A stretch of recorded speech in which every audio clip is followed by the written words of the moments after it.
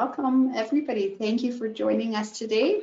We'll just wait a moment before we begin as people are joining into the webinar.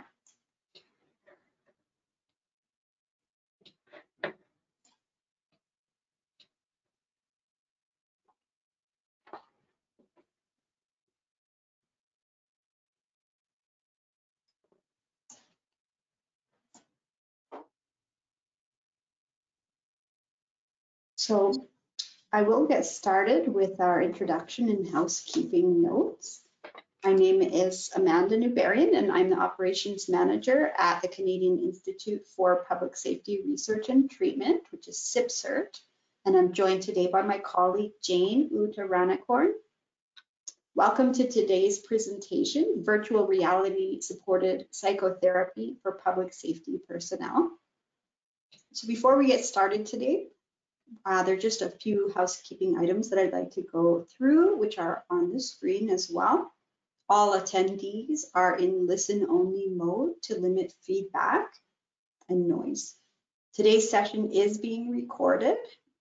You'll be sent a copy automatically tomorrow, so if you miss anything, you can watch it again. The GoToWebinar launch window does sometimes get blocked by some organizations. So if you are having trouble hearing or seeing the presentation, you may have to join us by phone, and I'll ask Jane if possible. Oh, this is on the screen as well, but just in case, if you wouldn't mind to plug that note into the chat as well. Time permitting, we will respond to some questions at the end of the session. So you may submit your questions through the chat box, through the question box at any time throughout the presentation. And you know, periodically we may address questions or they may be addressed at the end of the session. I'm pleased to introduce today's presenters. We have Dr. Chelsea Jones, postdoctoral fellow at Heroes in Mind Advocacy and Research Consortium through the University of Alberta, and Dr. Suzette Bremo-Phillips, Director of Heroes in Mind Advocacy and Research Consortium, also through the University of Alberta. So let's begin with today's session. I'm going to just pause as I change presenter, just one moment.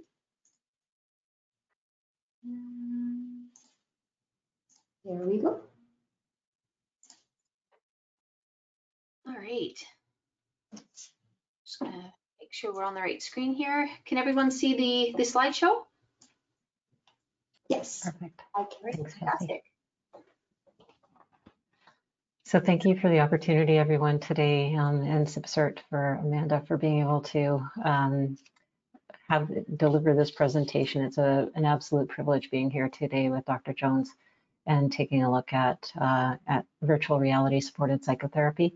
We're going to be speaking mostly about 3MDR, which is multimodal intervention that we've been trialing over the last number of years through the University of Alberta, through HiMARC, and we'll hear more about that. But before we do that, I'm going to pass it on to Chelsea so we can do a few other housekeeping things. Chelsea. I would just like to start our presentation today with a land acknowledgement. Where we are currently at the University of Alberta, we're located on the lands that are known as the part of Treaty 6, 7, and 8 and homeland of the Métis, and we respect the sovereignty, lands, histories, languages, knowledges, systems, and cultures of First Nations, Métis, and Inuit nations. So Chelsea and I both have nothing to disclose. I'm from the University of Alberta. We're both occupational therapists. Have both been working with HiMARC over the last number of years. Myself as professor and director, and Chelsea as a postdoctoral fellow over the last few years anyway. We have no other commercial interests. The work that we're about to share is related to some research we've been conducting that's been funded through a variety of sources, the Glenrose Rehabilitation Hospital Foundation, the Royal Canadian Legion, Alberta Northwest Territory Command has been instrumental in what we've been doing. Likewise, the Government of Alberta, the Department of National Defence, through their ideas, the Innovation and Defence Excellence and Security grants have also been supportive, and then a number of other philanthropists with First Response to Fashion and others who have been instrumental in the work that we've been doing. Thanks, Chelsea. We're speaking on behalf of a large research team, certainly here in Alberta, as well as internationally. So we intersect with an international consortium that I'll speak to a little bit later. Dr. Eric Vermetten from the Netherlands is behind the visioning of 3MDR, he and his team in the Netherlands through the Netherlands Defense. He's currently retired now from the Netherlands Defense and is working through Leiden University and the United Nations. We have a number of other members from an interdisciplinary team here in Edmonton, as well as Alberta and internationally. These are some of our members, so just want to thank them in advance. So first of all, we want to just talk a little bit about what our objectives are for the session, looking at overarchingly, what is 3MDR? So we're going to go through that a little bit more. So this is a multimodal intervention called 3MDR, distinct from EMDR, though it has some components of that. We're going to describe a validation study that explored the application of this virtual reality supported psychotherapy for public safety personnel. It was originally developed for individuals, military members and veterans who had treatment-resistant combat-related PTSD. So we had looked at one part of our study in terms of its application for other populations, public safety personnel being one of those populations. So we're going to describe also a more portable and affordable system for 3MDR that might be able to be implemented in clinical practices, including in other remote locations, and then look at some future plans and possibilities of how we might be able to expand out scale and spread trial in a research context. And I really do want to stress that 3MDR is still within a research, at a research stage.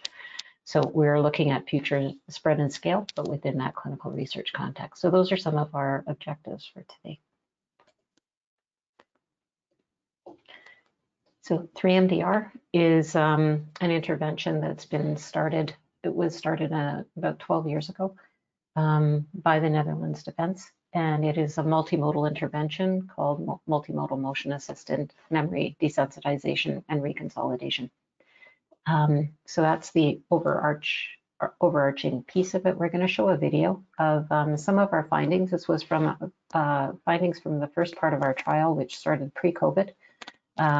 And worked with a number of military members and veterans who had combat-related treatment-resistant PTSD, many of whom hadn't had success with other standardized treatments for some of them for 20, 25 years. So we'll just show you a little bit of a video just to start.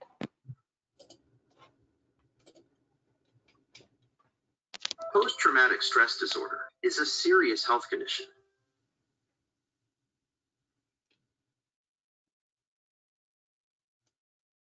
Sorry, can you hear me? It stopped.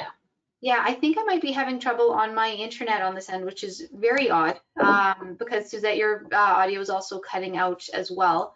I'm wondering if maybe, Suzette, I don't know if you have it open there. I'm just going to stop my screen sharing for a second here. You could also, if you wanted to post the link in the chat, then I can try to bring that up if you'd like. Sure, that would be fantastic.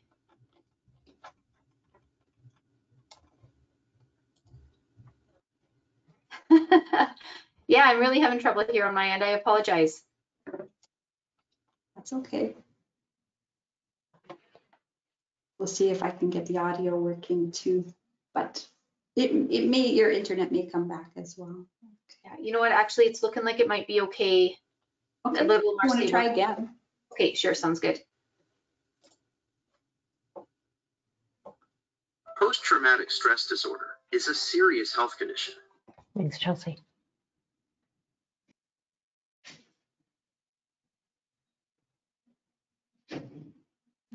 Nope. Oh,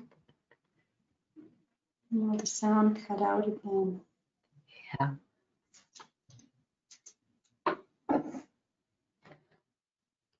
Chelsea, the sound isn't playing at the moment.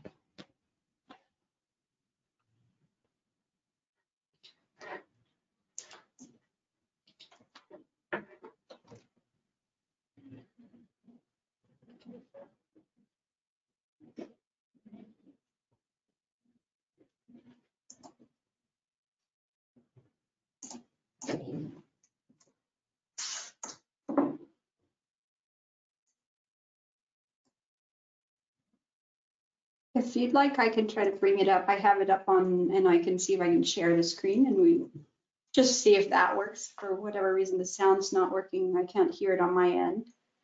I know in the past I've had trouble with the sound as well. So I'll just see if I can get that up online.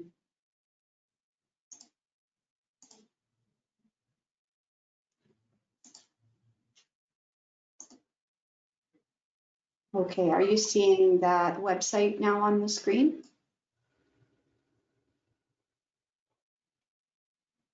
The HiMARC Yes. page? Okay. Which video was that? This one? Yes.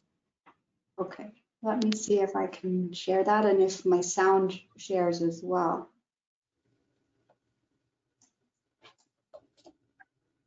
Oh, not play the video. Let's try one more time.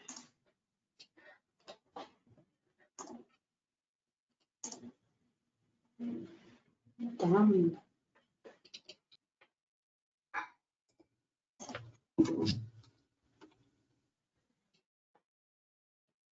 Jane, do you think you might be able to try it?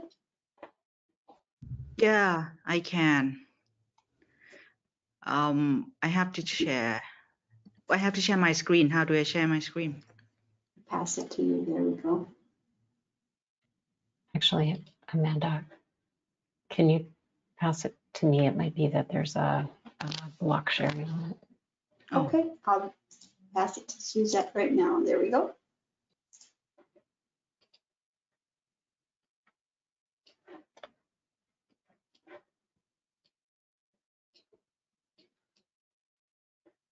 Does that play? It plays, but it does. doesn't have sound. Is there, is it worth watching without the sound? Would we be able to capture what's happening? It could be worth, why don't we skip it for right now and we'll just talk about some of the findings in it instead. So Chelsea will be joining us again, I'm sure, as soon as she's able to. Okay. So I just don't know how to get back to not showing anything on my screen. Oh, There, is that good? yeah, we're not seeing your screen at this moment. Okay, perfect. So what's basically in that video is a description of what 3MDR is. So 3MDR is an intervention that utilizes virtual reality to be able to support individuals who are struggling with PTSD or related symptoms. Basically what happens is, and we'll see it in a few moments in some pictures that'll come up when the PowerPoint is shown again. Basically what people are doing is walking on a treadmill for about an hour. During that time, they're surrounded immersed in a virtual reality environment. In that virtual reality environment, they're exposed to self-selected pictures that help them get in touch with their trauma, whatever index trauma they're wanting to work on for a period of time. So over 6 sessions, 6 one-hour sessions, they work through 7 pictures in each session and work through a brief exposure process that's multimodal in nature. So the intervention involves brief exposure to the different pictures and situations that they might want to work through. So these are things that they're very aware of. They want to work through them. They're comfortable speaking about them. And in each one of those sessions, they're exposed to a multimodal range of things. So they end up doing some brief exposure therapy. There's some supportive counseling. They have a therapist who is, instead of sitting face to face with them, they're walking towards some pictures with a therapist beside them. So they're walking on a treadmill. We're standing beside them. We're both looking at a TV screen that creates this immersive environment, and we're providing supportive psychotherapeutic intervention, exposure-based interventions while we're working at it. There is a component of EMDR in the therapy as well. So we'll talk a little bit more about that as we go along. So I'm just wanting to get my slideshow up while we're waiting on Chelsea to come back, if that's okay.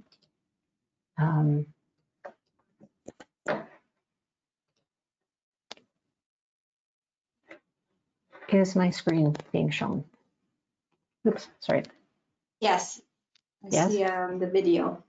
Okay. So 3MDR in this image is showing you just a surround screen and then a treadmill. The person is walking on a treadmill with the therapist standing beside. In this situation, they're harnessed in. So that's just a little bit of a depiction of what 3MDR looks like. Hi, Chelsea. There's also supportive counseling psychotherapy. As I mentioned, there's EMDR, and then there's forward movement as a walking intervention. So those are the brief components that make up 3MDR. We're exploring what other factors within 3MDR actually make it effective, and we'll talk a little bit more about that later on in the presentation. So I'm going to pass it on to Dr. Jones. She's going to tell us a little bit about some of the current research that's underway, and particularly one portion of our study that looked at its potential application or contextualization for public safety personnel. Chelsea?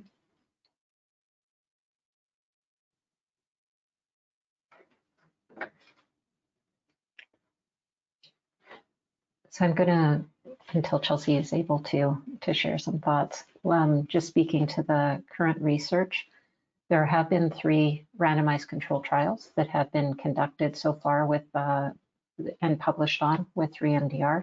There are also a number of other studies that have been underway, including the one here in Canada. We have been conducting a registered randomized controlled trial. It's a waitlist crossover design so that we can make sure that we're providing interventions within the research context to those who might want to trial 3MDR. There are also studies with public safety personnel in Canada and in the Netherlands, as well as other international partners as we expand out. Just to kind of situate things, post-traumatic stress injury, PTSIs, and other related conditions may be something that some of our individuals within the service sector contend with, as we know. So some of the mental health conditions that a person might acquire as a result of exposure during operational duties may be one or more potentially psychologically traumatic events and or potentially morally injurious events. These kinds of situations may lead to some individuals developing post-traumatic stress disorder or other mental health conditions, some of which may or may not meet the criteria for PTSD, but still interfere with daily functioning and social work or family activities. They can also develop, as we know, some conditions related to anxiety or depression, other operational stress injuries, moral distress or moral injury. Also complex grief. So a variety of different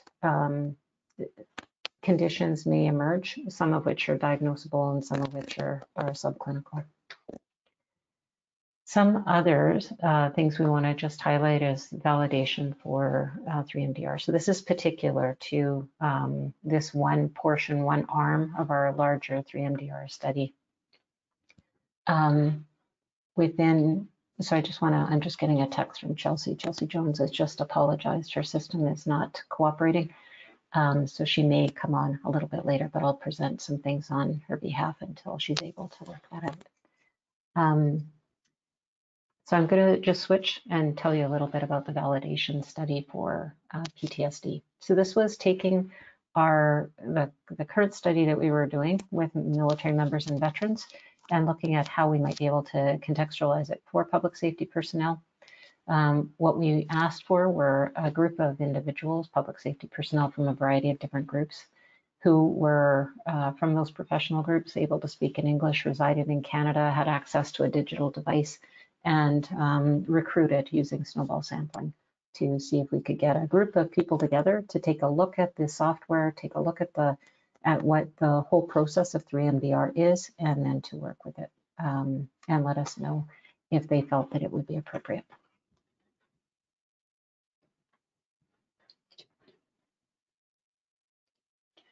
So we did do a demographics questionnaire with them. We did a validation questionnaire as well, looking at what components of the software for 3MDR was appropriate, what things weren't appropriate, what they liked, what the visual appearance was, the image size, different components of 3MDR, the impact of 3MDR on medical conditions they might experience, and how they interacted with the virtual reality environment. We also looked at ease of use of the system. We followed those, followed showing them the depiction of what is on the visual screen with 3MDR. After that, after showing them what the display looked like, we asked them to validate it, and then we did have focus groups with them to just talk and get their general impression about 3MDR as a whole, as an intervention, and then also focus groups looking at what their impressions were, some barriers, what they thought was helpful, what they didn't think was helpful, etc. I'm hesitant to speak too much more without you having seen the video, without having a visual of what 3MDR actually looks like. So I'm just so you know, that's kind of where my mind is at. So I must want to pause for a moment and see if there's a way for me to skip forward a little bit and just at least show you some pictures. So I'm just going to move forward. So I apologize for what I'm about to do in terms of making you dizzy, advancing slides, but I just want to show you a setup of what 3MDR looks like and walk you through it a little bit before I tell you what the focus group findings are, so that you can see what the clients might have seen. I'm going to show you this video in a moment. Sorry, Suzette, I'm back. I apologize everybody for the disruption, but I am going to leave my camera off to see if we can keep the connection a little more stable. Okay, thank you. Chelsea, I'm going to pass it back to you in a moment. I just want to show, because we don't have the video, I just want to show this picture of a setup of 3MDR, just so people get a sense of what it looks like, because they, just so that they do. So if you look on the bottom picture here, you'll see actually a number of different setups that are set up across the province, and we'll be talking about that a little bit later. So the intervention itself, the equipment that we utilize, is a medical grade treadmill. Right now we're using some smaller treadmills while we're waiting on some larger treadmills to be put in place. So the middle picture here is actually at one of the clinics where there is a medical grade treadmill set up, and there's a virtual reality screen. So there are 3 85-inch TV screens on which is depicted a particular scenario where they walk down a tunnel. At the end of the tunnel, they see a self-selected picture. The picture comes closer to them, gets larger and larger, so it seems like they are walking towards a picture of their choosing. They go through 3 questions related to the picture.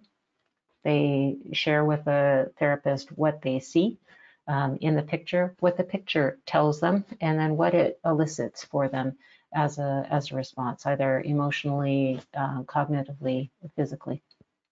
Once they've done that, superimposed on the picture in the foreground of the picture, we put words of their choosing that are what we call labels. So cognitions or other words that come up that the picture is telling them. So it may be statements, feeling words, it may be ideas or thoughts that they've had that are associated with that trauma. So those words get superimposed on the picture.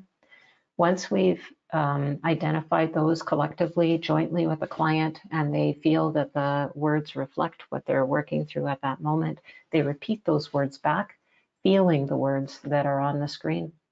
The words then go down and a ball appears, a red ball appears. The red ball bounces back and forth on the screen from left to right. For about 30 seconds, there is a number on the ball. And once they've repeated the numbers on the ball, which changes as the ball oscillates from left to right, the picture goes down, the ball goes down, and we walk back to the beginning of the scenario, and we do that for a series of 7 times in one session, if that all makes sense to you. So this is the scenario within which we do that, the physical environment, and Chelsea's going to tell you a little bit more about how that was adapted. So Chelsea, I'm just going to bounce back to the other screen. Sure, sounds good. And I apologize if I'm repeating what Suzette already said, just because I wasn't able to hear what was said. Are we going to watch the video here first? I haven't gone through the Zoom focus groups. We can watch the video first if you want, or you can start on the screen. That's okay, we can start here.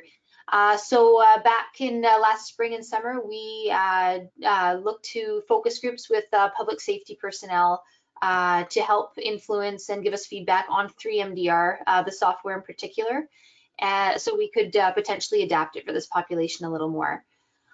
So we led a number of focus groups, and we used Zoom, as we were still in the pandemic at this time, as you all know.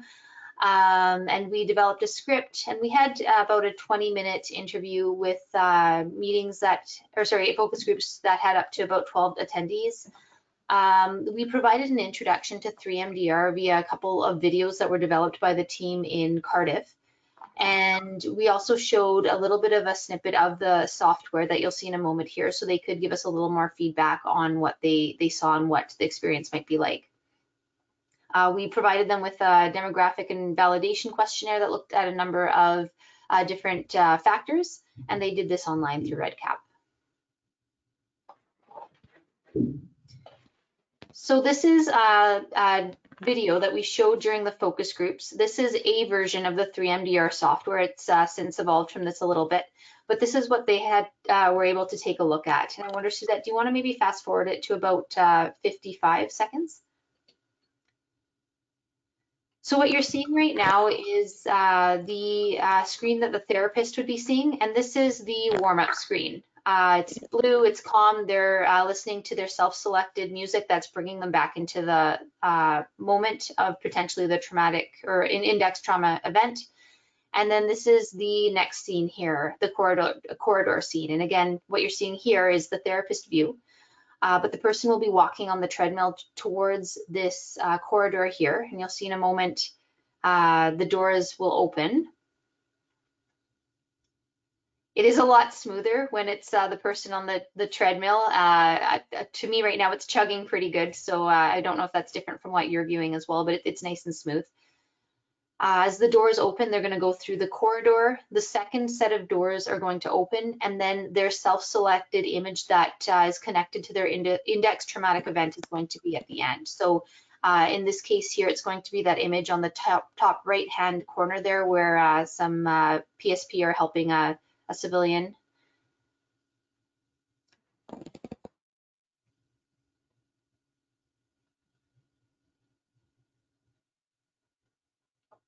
And as they get closer to the image, we might ask them, do you recognize this image? And just provide some supportive counsel and supportive words.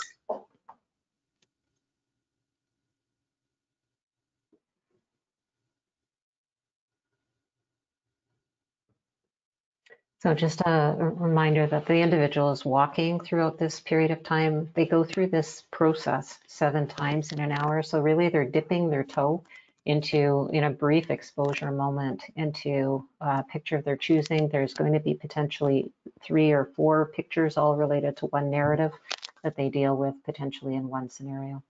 Chelsea. Do you want to fast forward it just a little bit here? So what the therapist is doing there is they're putting some emotion words that the client might be coming up with on the screen on top of the image. And then they will ask a few questions to the participant about the image, what they see, what they feel, what they're experiencing, what the memory this reminds them of. And then after those words are on the screen, then there's a red ball with numbers that's going to go back and forth. I'm not sure if we're going to get to see it here, but that's aims to be a bilateral stimulation, and that ball is going to go on top of the image back and forth, and we ask the participant to say the numbers that are on the ball. There we go. Maybe.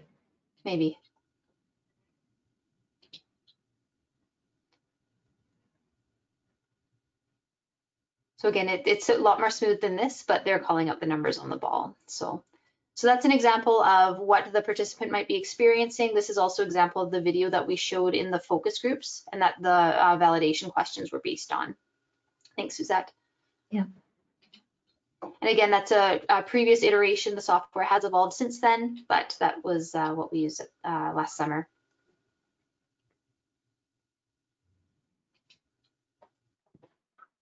So a number of the questions that we asked the participants were, what do you think of the visuals in the warm-up, in the corridor? What do you think of the color of the ball, the images and what could potentially be there? What do you think of the speed? A whole number of questions about the different aspects of the software and what they saw.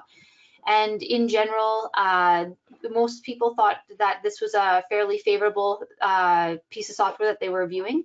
Most of the results were either indifferent or in the more positive side of the Likert scale. So that was good news to us.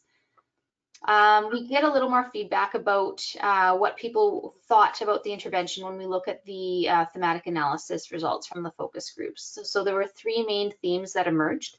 One was there was a desire for occupationally tailored virtual environments. Second was for more personalized and tailored immersion for individuals. And there was a strong desire to potentially use this intervention for trauma-affected populations beyond military and veterans, which is what the original research had focused on. So specifically to the first theme there, certainly there was a lot of desire to look at the corridor, the warm-up scene, and potentially tailor it to different professions. Certain professions felt that maybe the corridor could be adapted, the colors could be changed, and the environment could be something that's more maybe relevant to someone who works in a hospital or works in the community. So that kind of adaptation specific to different professions was something that was really important. And interestingly, and we find this with a lot of interventions that involve visuals, even something like a beach scene image, or in this case, the hallway itself, depending on the index trauma and the experience of the participant, there are different things that can be triggering even when we think it might be fairly neutral. So that's something to be mindful about as well. Individually tailored immersion was something that was also important. So can we make the software flexible enough so that we can culturally tailor it to a profession, to make it specific to not just the profession, but individual index traumatic events that someone might experience. So with the first two themes, that customizability and that tailoring to the person's specific context and situation was something that was very important to the PSP. And there was definitely excitement and some appetite for using this intervention beyond military and veteran populations. So not only for PSP who are experiencing occupational related mental health challenges, but other populations, potentially those who have experienced intergenerational trauma, sexual trauma, and certainly civilians as well. So that's exciting that they could see potentially the applicability of something like this for other populations, and they were very excited that this could maybe, pending the research, give back to other people in the community as well.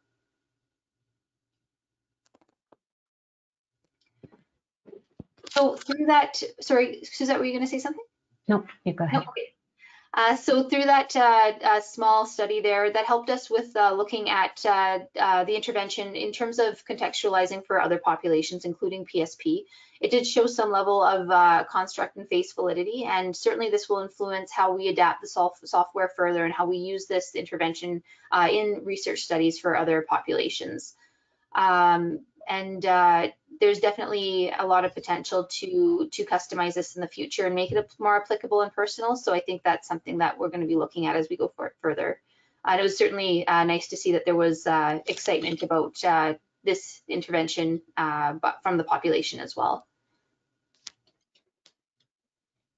So some of the future of 3MDR, we've been looking at how to take it from that study into adaptations for other populations, also looking at further adapting the software, further evolving the software based on the strengths, the weakness of some of the recommendations that were provided, doing further hardware and software validation, so further consultations with various population groups, clinicians, policy and decision makers to further develop it and see if there's appetite to do so. Contextualizing it with various communities and populations that may be done with future trials of 3MDR as the research advances. And then certainly there's an implementation science component, looking at how we might be able to embed this clinical research of 3MDR in real world context. So that's also something that is currently underway. Part of that is looking at an expansion and trial of 3MDR within real world contexts. So at present, we've been looking at installing 3MDR in various locations within the province of Alberta. So, and running continuing on with our clinical trial with military members, veterans, healthcare providers, public safety personnel, and their families who may have sustained a PTSI. We're exploring the mechanisms and theories by which 3MDR is effective or may be effective, and then looking at increased accessibility and affordability of 3MDR. I want to just contextualize it a little bit. When 3MDR was first introduced in the Canadian context, it was only available at 2 locations within Canada, one at the Royal Ottawa Hospital in Ottawa and one in Edmonton at the Glenrose Rehabilitation Hospital. The reason for that was there were 2 Karen systems there, large virtual reality environments that were like this, more than $1 million worth of equipment, and that's the least of the expenses that went into implementing the Karen system within these hospital environments. COVID-19, as we were doing the trial, definitely taught us that we needed to push up and out beyond the one environment within Western Canada at the Glenrose Rehab Hospital to make this more available to people and trial it in real world contexts in clinical environments. So we ended up establishing a research study that was funded by the Department of National Defence and some of our other funders, the Royal Canadian Legion, for example, and the Government of Alberta, to be able to establish a number of other sites. So in partnership with Alberta Health Services, also Veterans Affairs Canada, at the Operational Stress Injury Clinic in Edmonton, we were able to locate one machine, which is the center image that you see here, as well as put them in other sites at Alberta Hospital Edmonton, the University of Alberta, and also the University of Calgary. So we actually started with these 4 sites, pushing up and out beyond the Glenrose Hospital. We've since sited equipment in Wood Buffalo and Fort McMurray, so up in the northern part of the province.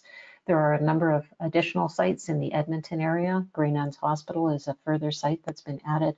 Red Deer Community Mental Health Clinic has been added, and then there's a new setup that's gone into Lethbridge. We're hoping that there's going to be an additional site in Calgary. We'll see how that unfolds in days ahead. So the expansion of 3MDR right now is at a stage where we've sited equipment in different locations. We're now looking at doing some training so that we can make sure that the individuals who are going to be trialing this within a research context have the adequate training to be able to deliver this to individuals that they might be serving, and then to also initiate a clinical trial at each of those sites. The other part of the therapy, I'm going to turn over to Chelsea if you want to just speak to this one for a moment in terms of remote delivery. Sure. So certainly accessibility is something that's really important. And as Suzette said, we have moved away from the big Karen apparatus at the Glenrose Hospital. We're now moving to these more mobile 3MDR setups. But we're further looking at how could we make this more accessible to people, maybe on deployment, on exercise, posted to different parts of the country. So with the 3MDR Consortium, right now in Washington, they're doing a trial to look at how we could potentially use 3MDR in VR device or something that's a little more compact. So this is a picture of one of our colleagues there with the device on. There's certainly questions we have about taking the intervention into an apparatus like this. For example, do we have the connection with the therapist beside the person? If they have this in front of their eyes, are they going to be able to see their feet and walk on a treadmill safely with the device on? How would it affect people who maybe have dizziness or vestibular challenges? So there's a lot yet to learn and investigate about downsizing 3MDR and making it more accessible this way, but it is something that the International Consortium is currently looking at. Thank you. The International Consortium that Chelsea mentioned has been growing. So it started in the Netherlands. There are other sites in UK Cardiff, within Washington, San Diego, Ottawa, and certainly within the Edmonton area, in and through the HiMARC initiative based at the U of A.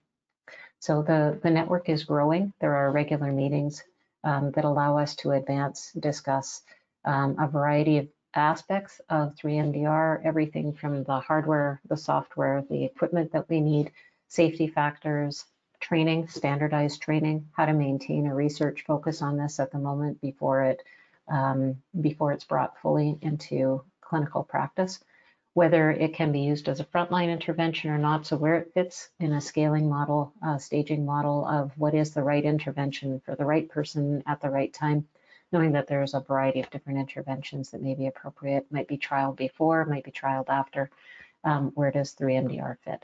So we look at a lot of different questions as well on those fronts, as well as implementation and other logistical questions about how we might be able to conduct research going forward across the international consortium. Part of the scale up and spread is also 3MDR training. So we do 3MDR training. We're in a process of standardizing the training. It can only be delivered right now by Dr. Vermetten. There are 4 levels of training. One is a 2-day training for level 1, just a level 1 training that is predominantly for our regulated health professionals who are able to provide the restricted activity of psychosocial intervention, and who have a background in trauma-focused, trauma-informed psychotherapy. So those individuals may receive a 2-day training and then under supervision and practice become level 2 3MDR therapists. So those individuals would go through another process. We also have a train the trainer protocol in place, so we're hoping that we'll be able to institute that more widely. The 3MDR therapist trainers would be positioned to be able to do supervision and mentoring for individuals who are growing in their skills to be able to deliver 3MDR. And then there is a level 4, which is the master trainer. And right now that's restricted to Dr. Vermetten while this initiative grows and and is standardized before it's expanded out. But the intention is if this continues to have positive, favorable outcomes within a research context, to do the scale and spread and to increase capacity to do so. I'm going to just show you a little bit of a website momentarily. And then we'll go into some of our conclusions. This might work, this might not work. Chelsea, why don't we just go to the conclusions if you want to start? Sure, sounds good. So there is definitely interest amongst this population for potentially utilizing 3MDR in the future, which is exciting. Hopefully in the future, we can look at improving accessibility to the treatment. We already have done that a little bit with the expansion in Alberta, but that's still within the research context. And there are some studies going on right now. One comes to mind actually in the Netherlands amongst PSP, where they're looking at 3MDR as a first-line intervention for PTSI and related conditions. So there's a lot of other questions around, is this something that might be effective at the front end versus when someone is considered treatment resistant to the current psychotherapeutic interventions that we have for PTSI. The goal of continuing to adapt to changing technology is going to be a challenge as we go further, but it can also create a lot of opportunities. So that's something that we're going to make sure that we are considering. And certainly more research with 3MDR in real world research contexts are going to be important, considering how we could look at researching this with civilian populations who have experienced different types of trauma is where we're going to look next. So we just want to thank people who have participated in the studies with us. So certainly those who have been study participants who have shared with us their experiences of traumatic experiences, as well as morally injurious experiences. Their time, their expertise, their experience has been critical. We also want to thank those who have been the health professionals who have shared their time to provide participants with the 3MDR intervention. There have been many. And they've also shared their questions about it. All of us have, in terms of questions that we have about how it would work, why it works, if it works, and who it works for at what point in time in their trajectory. So just having that critical eye, the clinical eye, to be able to give us their feedback. Certainly those who have provided the funding for us, the Glenrose Rehabilitation Hospital Foundation and the Glenrose Hospital, that allowed us to work with them to trial 3MDR in its first rendition here within the Edmonton context, and the Canadian Armed Forces that partnered with us as we did that, as well as the Royal Canadian Legion of Alberta Northwest Territories, Government of Alberta, and certainly the Department of National Defence, as we've been looking to advance this and trial it to see if it works for that population and others.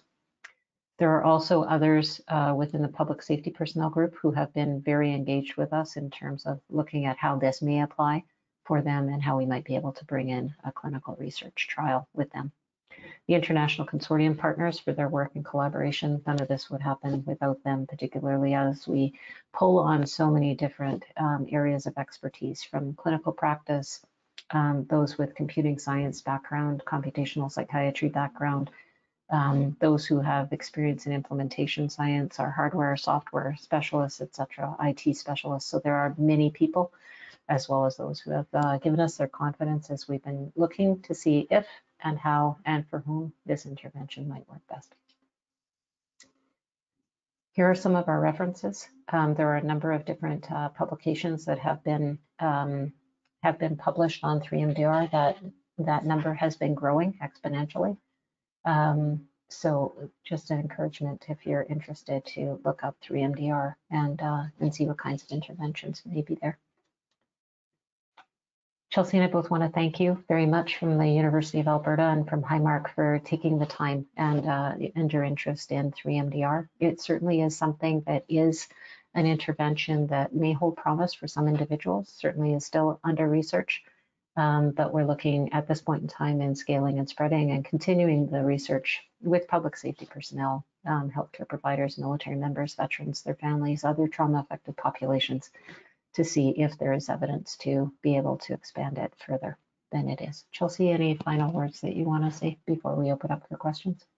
Just that perhaps we can get the website address fanned out after the meeting here. And on the website, if you go to the top bar and click on publications, you'll be able to see the 3MDR publications to date. And I see a question about qualitative measures there as well. There are a few qualitative studies on 3MDR, and we're going to continue to research in a mixed methods capacity and look at that further. There's one right now also being reviewed that we looked at that was qualitative thematic analysis specific to moral injury. So hopefully that one ends up coming out, and that might be of interest to some people as well. I'm just going to show this. I think if people can see my screen. I hope they can. Hope you can.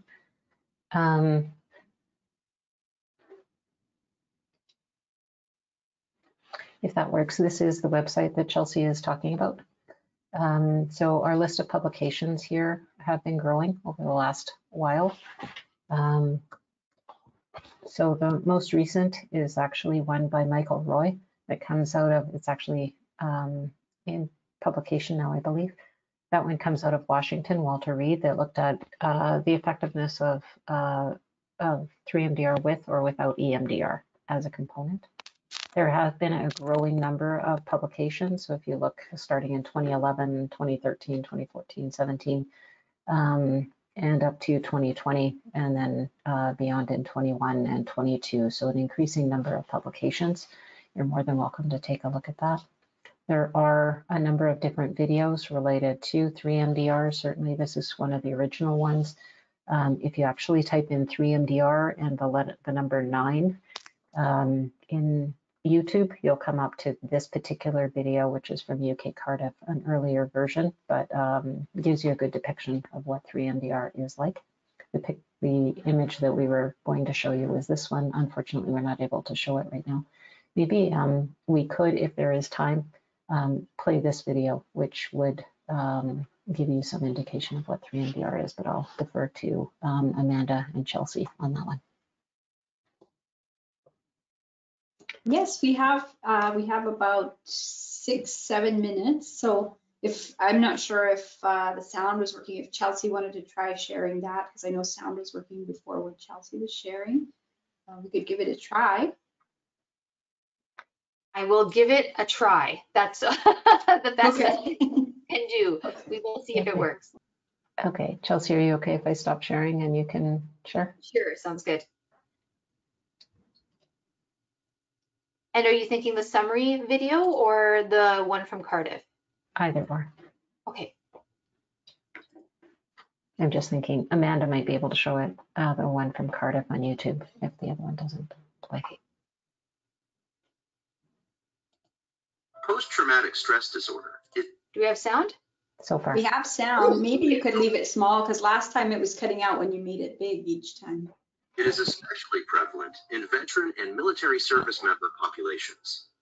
In the 2019 Life After Service study, 24% of all Canadian veterans reported symptoms of PTSD.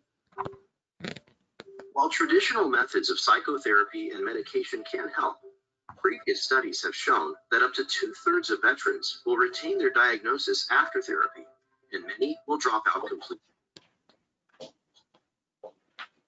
HiMARC is a collaborative initiative based at the University of Alberta.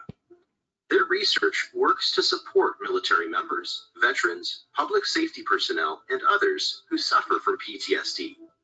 Currently, HiMARC is piloting multimodal motion-assisted memory desensitization and reconsolidation, also known as 3MDR. This is an innovative new intervention designed to better treat those who suffer from PTSD or moral injury who have not benefited from traditional trauma therapies. 3MDR is a structured, repetitive psychotherapeutic process that empowers clients to work through their fears. Clients walk on a treadmill throughout the treatment while being immersed in a virtual reality environment.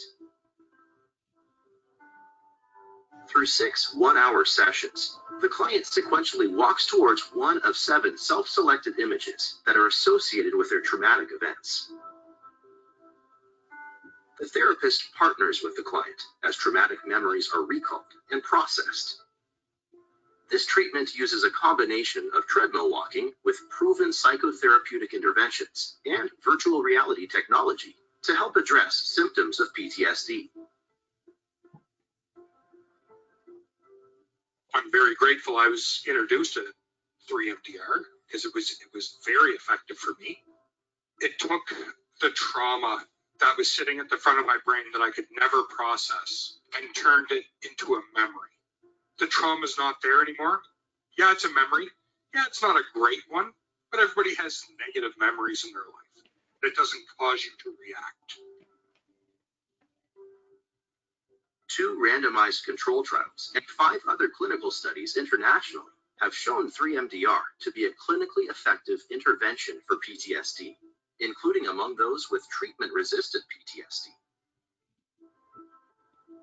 Research is being advanced by HiMARC and its partners in the Netherlands, the United Kingdom, and the United States to determine if 3MDR may help the greater public and increase treatment options for those struggling with PTSD. We encourage you to find out more at www.himarc.ca.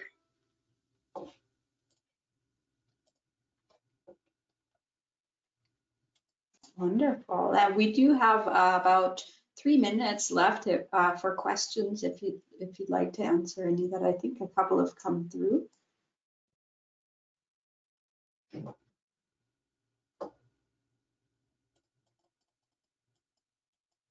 I think I see one here that how are the elements of the therapy chosen, like the music, images, etc. Stock availability or personalized? That's a great question. We've had a wide variety of different media that people have utilized for 3MDR. In some cases, they do have pictures from around the traumatic event. In other cases, of course, they're not, there with a camera when something's happening. So they've looked to stock photos on Google. They've asked other people for photos that they might be able to share. In some cases, we've had someone draw an image. In one case, we had a driver's license of someone that was put up on the screen. So it's not necessarily exactly a photo of the index trauma. It's something that can be symbolic or reminds them of the index trauma or the memories. So it's certainly been very varied. We've also had artwork that people have scanned in. So there's lots of options that could potentially work in this scenario. For music, people think about music. We ask them something that's a little more activating for the first part in the warm-up. That might be a song that maybe they listen to during deployment. And then for the last half at the end, we ask for something that's a little more grounding to lead them out of the intervention.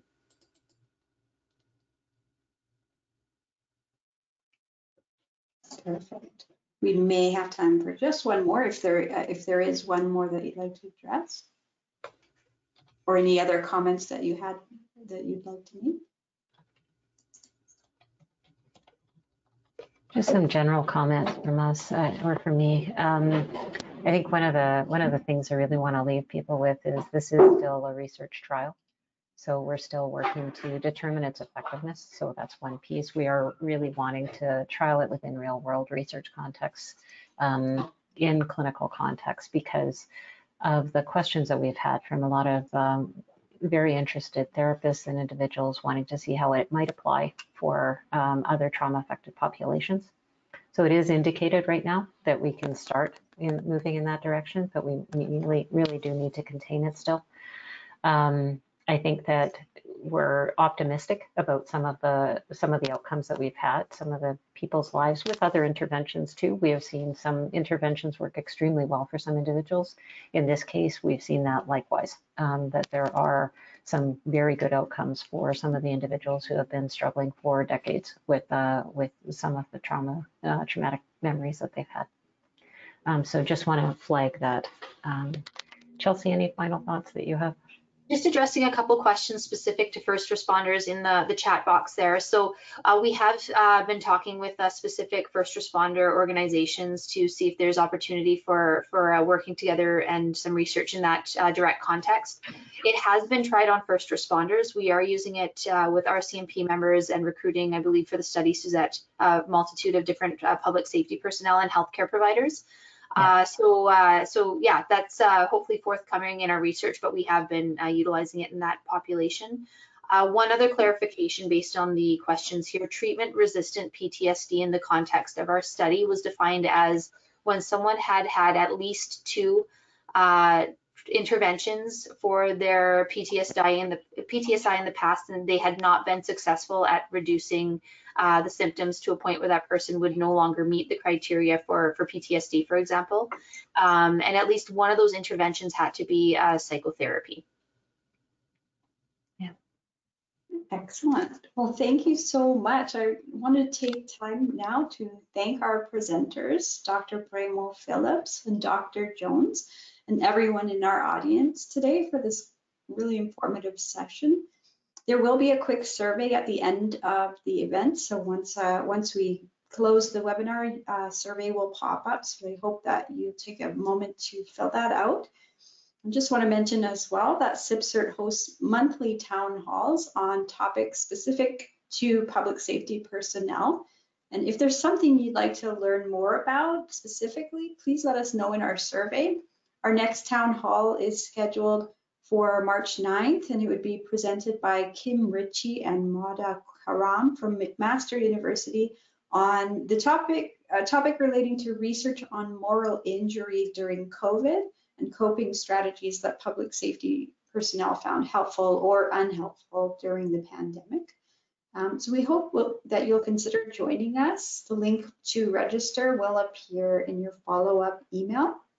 Once again, just want to thank everyone for attending today. Have a wonderful rest of your day. Thank you so much. Thank you, everyone. Bye. Thank you, Amanda.